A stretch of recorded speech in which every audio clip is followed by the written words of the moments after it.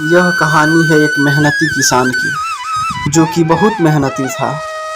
वह अपनी मेहनत से खेतों में अनाज उगाता था और उसकी देखभाल करता था, पर अक्सर ही उसकी फसल खराब हो जाती थी।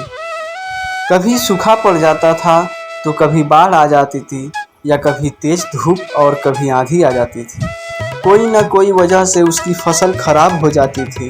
एक दिन किसी पेड़ के नीचे बैठकर अपनी बर्बाद हुई फसलों को देख रहा था, और तभी वह गुस्से में आसमान की तरफ देखकर भगवान से कहता है कि मालिक, आपको सब बहुत महान मानते हैं और सबसे ज़्यादा ज्ञानी मानते हैं।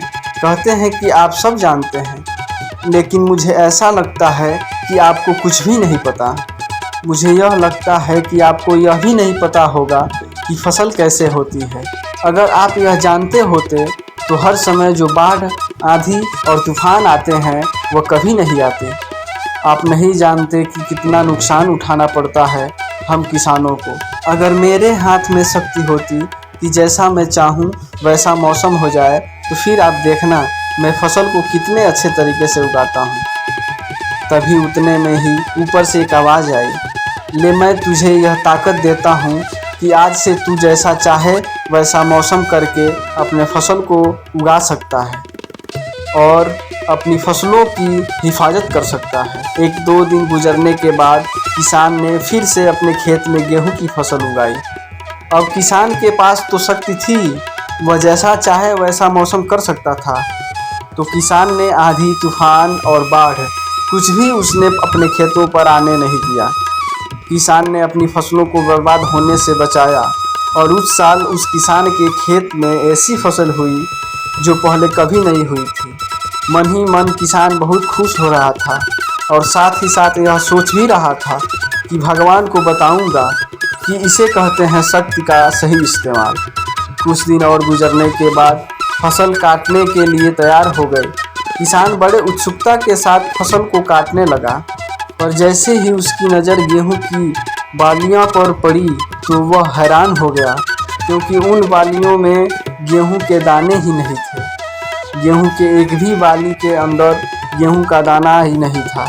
सारी बालियां अंदर से खाली थी।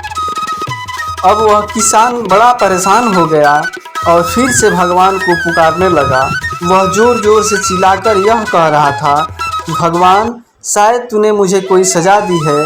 तभी ऊपर से आवाज़ आई कि मैंने तुम्हें कोई सज़ा नहीं दिया है, बल्कि इसकी जिम्मेदार तो तुम खुद हो।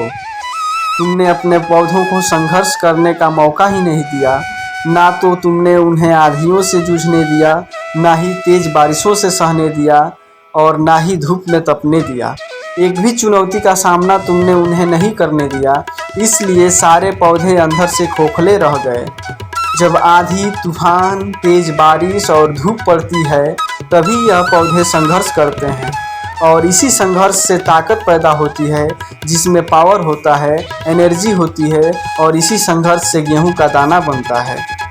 तूने उन्हें बुरे वक्त से गुजरने ही नहीं दिया जहां उनका बनावट होता। सारी बालियां इसलिए खोखली रह गई क्योंकि तुमने अपने पौधों को संघर्ष कराया ही नहीं। सेम यही चीज़ दोस्तों हमारे साथ भी होती है। इस कहानी से हमें यह सीख मिलती है कि बुरा वक्त जो होता है, जिसे लोग संघर्ष कहते हैं, स्ट्रगल कहते हैं, यहीं से एक इंसान की तरक्की होती है। आपको पता होगा कि जब एक डायरेक्टर कोई मूवी बनाता है तो डायरेक्टर सबसे डिफ़िकल्ट रोल अपने बेस्ट एक्टर को देता है।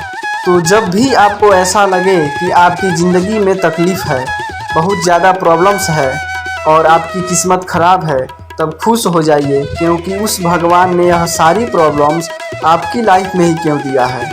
क्योंकि उसे पता है कि आप इन सबको पार करके आगे निकल सकते हैं। और ज़रा सोच कर देखिए कि आपकी ज़िंदगी में अगर कोई प्रॉब्लम ना हो, कोई संघर्ष ही ना हो, तब ज़िंदगी जीने में मज़ा ही नहीं आता है।